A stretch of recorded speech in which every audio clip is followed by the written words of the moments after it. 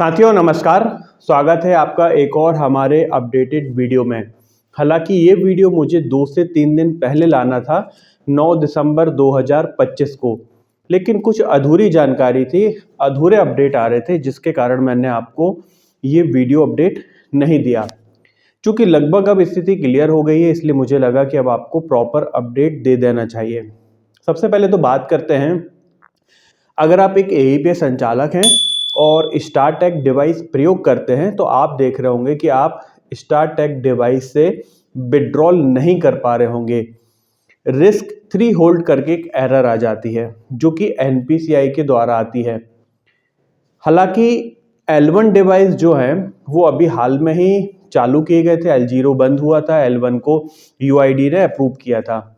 तो ज़्यादातर लोग मंत्रा, मार्फो, स्टारटेक डिवाइस ही यूज़ करते हैं। बहुत सारे वीडियो हमने देखे हमारे यूट्यूबर भाई के, वो अपने वीडियो में ये जानकारी दे रहे हैं कि L1 डिवाइस बंद हो रही है। तो मैं आपको बता दूं कि L1 डिवाइस बंद नहीं हो रही हैं, चाहे वो मंत्रा हो, चाहे मार्फो हो, चाहे वो अभी स्टारटेक की ही बात क्यों ना हो।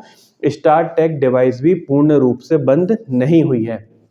पिछले बार की जो बात थी जिसमें L0 डिवाइस बंद हुई थी, वो हमारी UIDAI मतलब आधार अथेंटिकेशन जो डिपार्टमेंट है वहां से बंद हुआ था। उन्होंने कुछ नए रूल्स एंड रेगुलेशन लेके आए थे। अभी भी L1 डिवाइस काम करती रहेंगी। आपकी जो स्टारटेक डिवाइस भी है ये भी काम करती रहेगी। आप इससे आधार eKYC कर सकते हो, बैलेंस चेक कर सकते हो, मिनी स्टेटमेंट निकाल सकते हो। केवल अभी ये विड्रॉल नहीं करने दे रहा है, और ये जो विड्रॉल नहीं हो रहा है इसमें रिस्क 3 होल्ड करके जो एरर आती है वो एनपीसीआई के माध्यम से आती है, और ये एरर एनपीसीआई जनरेट करके दे रहा है।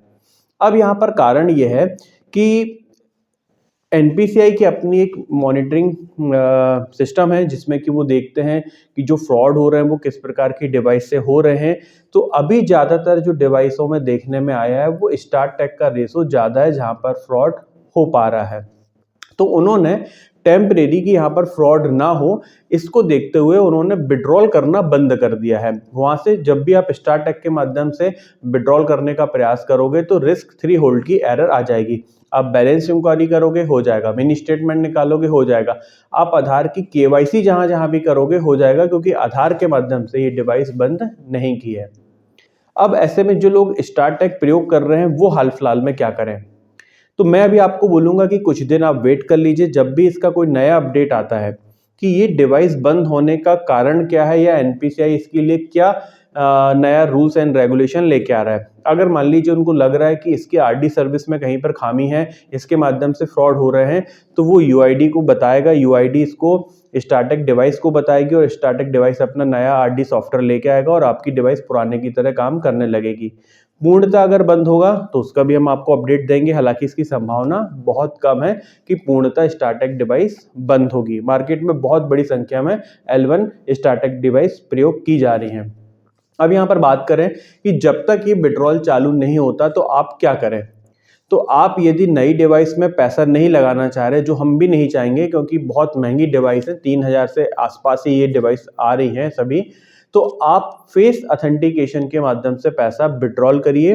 हालांकि बहुत सारे लोगों का कमेंट आएगा कि सर हम जिन बैंकों का प्रयोग करते हैं या जो बैंक हमारे पास ज़्यादा विड्रॉल होता है, उनमें से कुछ बैंक तो ऐसे हैं जिनका फेस अथेंटिकेशन के माध्यम से पैसा विड्रॉल नहीं होता।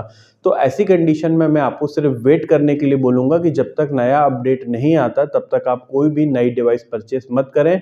और यदि नया अपडेट आ जाता है और उसमें कहीं पर भी इस प्रकार का कोई अपडेट आता है कि बंद ही हो जाएगी, तभी आप इस डिवाइस को परचेस करिएगा। लेकिन यदि आपका काम बहुत अच्छा है, अगर आपका ज़्यादा नुकसान हो रहा है और आपको लग रहा है कि 2 दिन, 5 दिन, अगर 10 दिन की कंडीशन यही रहती है तो आपका कस्टमर बेस कम हो सकता है, तो आप मंत्रा डिवाइस को परचेस कर सकते हैं। ऑनलाइन भी आप परचेस कर सकते हैं, हमने वीडियो के डिस्क्रिप्शन में इसकी लिंक दी है, वहां जाके भी आप इसको परचेस कर सकते हैं। रही बात स्टारटेक डिवाइस का, तो मैंने आपको बताया कि कुछ समय आप इसके लिए वेट कर लीजिए। जैसे ही कोई नया अपडेट यूआईडीआई की तरफ से, एनपीसीआई की तरफ से आएगा, हम आपको पुनः इसकी जानकारी देंगे। वीडियो देखने के लिए बहुत बहुत धन्यवाद दोस्तों। आपका दिन शुभ हो। वंदे मातरम। जय हिंद।